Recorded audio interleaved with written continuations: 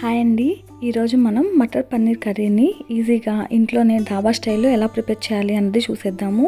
ఎక్కువ హడావుడి లేకుండా ఇంట్లో ఉన్న వస్తువులతోనే ఈ కర్రీని టేస్టీగా ఎలా ప్రిపేర్ చేయాలి అన్నది చూసేద్దామండి. ఇది రైస్లోకి అలాగే చపాతీ బిర్యానీలోకి చాలా టేస్టీగా ఉంటుంది. ఇలాంటి టేస్టీ అండ్ హెల్తీ రెసిపీస్ కోసం మన ఛానల్ని సబ్స్క్రైబ్ చేసుకొని ఫాలో చేయండి. అలాగే మీ ఫ్రెండ్స్ అండ్ ఫ్యామిలీకి మన వీడియోస్ను షేర్ చేయడం వలన ఇంకొంచెం రీచ్ అవ్వడానికి ఛాన్స్ ఉంటుందండి. ఇంకా లేట్ చేయకుండా ప్రాసెస్ని అయితే చూసేద్దామా. Hello my dear sweet souls, నేను మీ Virisha Vasantha. Welcome back to our channel home making ideas by Viri. ఈ పన్నీర్ మటర్ కర్రీని ప్రిపేర్ చేయడానికి ముందుగా 250 గ్రామ్స్ వరకు పన్నీర్ని తీసుకొని మీకు చూపిస్తున్న విధంగా క్యూబ్స్లా కట్ చేసుకొని పక్కన పెట్టేసుకుందాము. నెక్స్ట్ ఒక కడాయి తీసుకొని దానిలో 1 to 2 స్పూన్స్ వరకు బటర్ని అయితే యాడ్ చేసుకున్నామండి. బటర్ అవైలబుల్గా లేనట్లయితే గీని కానీ లేదంటే ఆయిల్ని కానీ యాడ్ చేసి బాగా హీట్ ఎక్కిన తర్వాత దానిలో క్యూబ్స్గా కట్ చేసుకున్నటువంటి పన్నీర్ పీసెస్ని యాడ్ చేసుకొని లైట్ బ్రౌన్ కలర్ వచ్చేంత వరకు ఇలా కలుపుకుంటూ ఫ్రై చేసుకుందాము. నెక్స్ట్ గ్రేవీని ప్రిపేర్ చేసుకుందామండి. దానికి కాను ఒక మిక్సీ జార్ని తీసుకొనేసి దానిలో 1 మీడియం సైజ్ ఆనియన్ను అలాగే 1 మీడియం సైజ్ టొమాటోను పీసెస్గా కట్ చేసుకొని యాడ్ చేసుకొని మెత్తని పేస్ట్లా చేసుకొనేసి ఈ పేస్ట్ని కూడా పక్కన పెట్టేసుకుందాము. మనం ముందుగా పన్నీర్ ఫ్రై చేసుకొని పెట్టుకున్నటువంటి ప్యాన్ ఉంది కదా, దానిలో ఇంకో స్పూన్ వరకు ఆయిల్ని కానీ గీని కానీ యాడ్ చేసుకొనేసి దానిలో హోల్ గరం మసాలాను వేసుకొని ఫ్రై చేసుకుందామండి.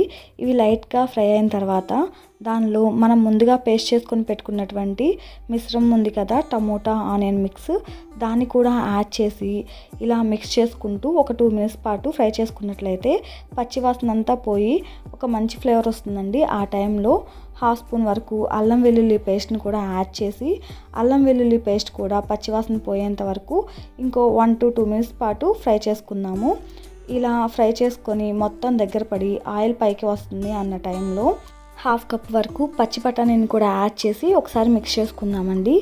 దానిలోనే మన టేస్ట్కి తగ్గట్లు కారాన్ని అలాగే మన టేస్ట్కి తగ్గట్లు సాల్ట్ను, పసుపు 1/2 స్పూన్ వరకు యాడ్ చేసుకుందాము.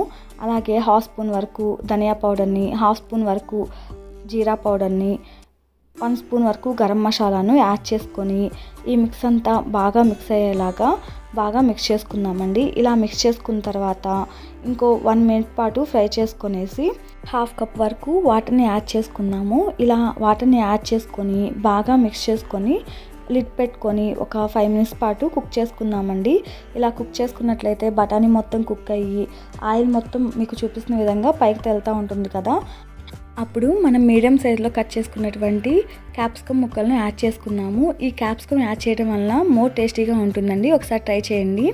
అలాగే మనం ముందుగా ఫ్రై చేసుకొని పెట్టుకున్నటువంటి పన్నీర్ పీసెస్ని కూడా యాడ్ చేసుకొని ఇంకో 2 to 3 మినిట్స్ పాటు కుక్ చేసుకున్నాము. ఇలా కుక్ చేసుకోవడం వలన పన్నీర్ పీసెస్కు ఈ మసాలా అంతా బాగా పట్టి చాలా టేస్టీగా ఉంటుంది.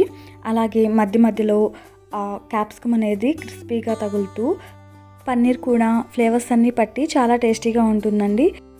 ఫైనల్గా కొత్తిమీరని యాడ్ చేసుకొని స్టవ్ టర్న్ ఆఫ్ చేసుకొని మీకు ఇష్టమైనట్లుగా రైస్, చపాతీ అలాగే వెజ్ బిర్యానీలోకి ఈ కర్రీ చాలా టేస్టీగా ఉంటుందండి. మీరు కూడా ఒకసారి ట్రై చేసి మీకు ఎలా కుదిరింది అన్నది తప్పకుండా కామెంట్ చేయండి. అలాగే ఇలాంటి సింపుల్ అండ్ టేస్టీ రెసిపీస్ కోసం మన ఛానల్ తప్పకుండా ఫాలో చేస్తారు కదా, అలానే మీ ఫ్రెండ్స్ అండ్ ఫ్యామిలీకి షేర్ చేసి నన్ను సపోర్ట్ చేస్తారని కోరుకుంటూ thank you for watching our videos and thank you so much for your all the support. Please like, share, subscribe to Home Making Ideas by Viri.